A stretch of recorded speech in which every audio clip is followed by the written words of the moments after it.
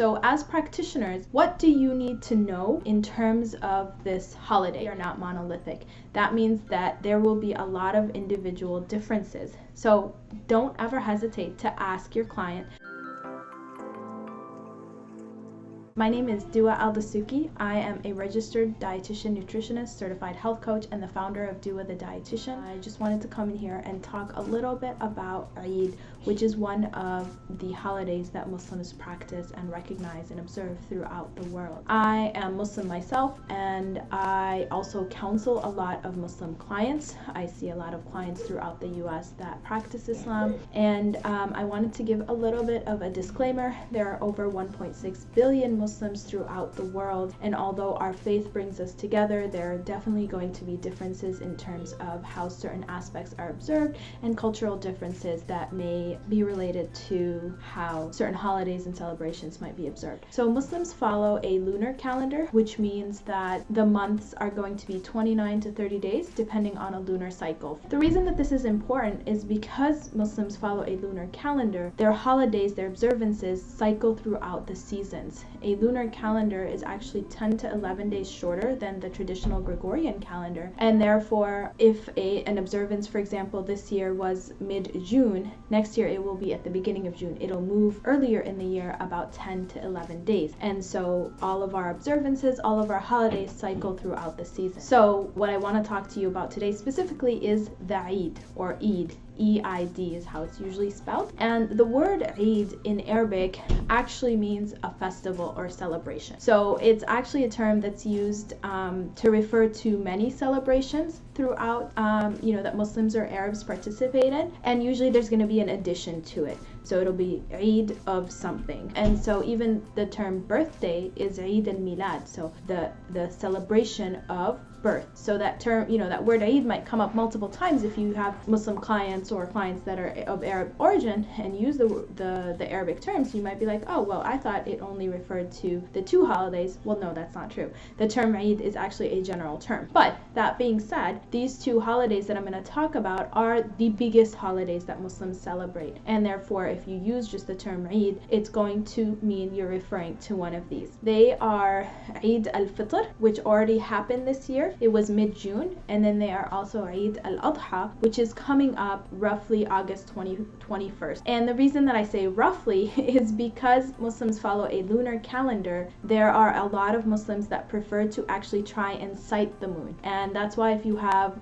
Muslim clients or patients, they might be like, I don't know if I can do, Tuesday the 21st or Wednesday the 22nd because that might be my holiday. And for us, for a lot of Americans or just in general people that are not used to using a lunar calendar, that's going to sound really a little strange. Like, how do you not know? But that's why, because it's a lunar calendar, and we like to, a lot of Muslims prefer to sight the moon, meaning you wait until actually the moon is sighted to know when the holiday is. So for the first holiday of the year, which already passed, it is called Eid al-fitr, which is the feast of breaking fast. What that time is basically that Muslims would have just completed the month of Ramadan, which is an obligatory month of fasting upon Muslims who are physically able. So a Muslim that's physically able will fast from sun up until sundown, and during that month they'll abstain from food, from drink, and from physical intimacy during the day, and then in the evening they will be able to eat, drink, and do the things that they were abstained from during the day. It's also a month that is incredibly spiritual, which means Muslims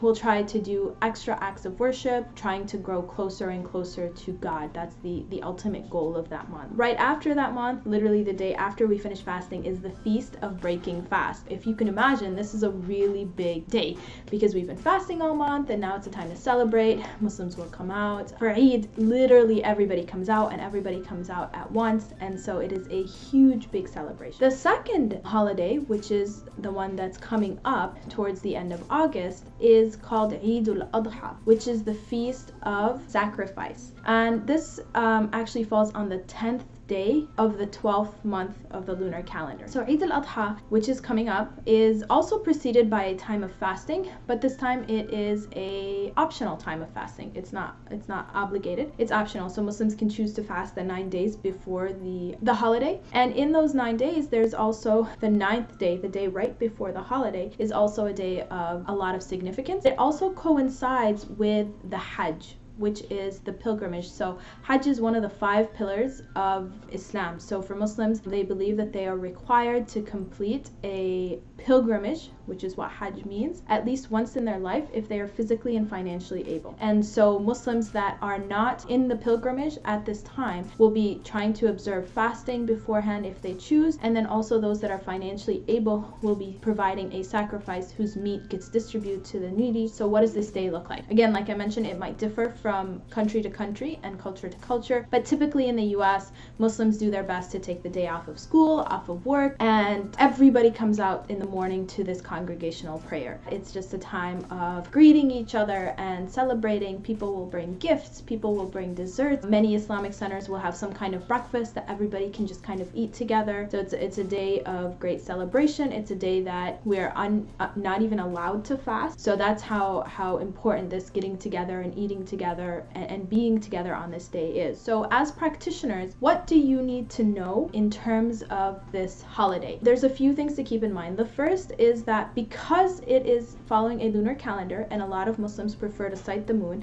they might not know what day Eid is. And I understand that can be frustrating, but it's very important to be accommodating, especially if you're scheduling appointments or trying to get a hold of them or expecting a response from them. They might just not be present. Another thing to keep in mind is that because these days are preceded by acts of fasting, so you might have changes in eating habits, you might have changes in sleeping habits. So just things to keep in mind that Muslims may just be experiencing a little bit of a different time. And then on the day of, you will find it's going to be very similar to Thanksgiving or Christmas in the sense that people are not going to be trying to adhere to any kind of restrictions. So, you know, some individuals that may have diabetes or individuals that may have a kidney disease, or even someone that is trying to lose weight or whatever it is, you know, as a dietitian that you might be working with, probably not going to care too much on that day. Other things to keep in mind is that Muslims are not monolithic. We are monotheist in the sense that we worship one God, but we are not monolithic. That means that there will be a lot of individual differences. So don't ever hesitate to ask your client to help you understand what they're going through. They'd be willing to share information with you. Generally, we'll be okay discussing it as long as you're coming from a non-judgmental background and just wanting to truly understand and increase your knowledge. I'm always, of course, available. If you have any questions, you can definitely reach out to me. You can find me on my website, Dua RDN, DUARDN.com.